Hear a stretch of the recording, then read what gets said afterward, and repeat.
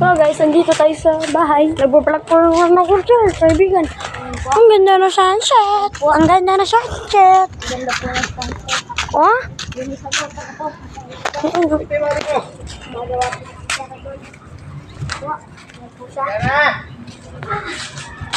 Yan po, napasok po siya, nasugat po siya. Dalawa pa namin napablog, bulbul po kasi siya. Pellet gun niya po. Pangit po, mas maganda po yung pellet gun ko po dyan. Pangat po ang bike niya. Porket mahal, yung hindi itsura. Okay, susunod ko kayo.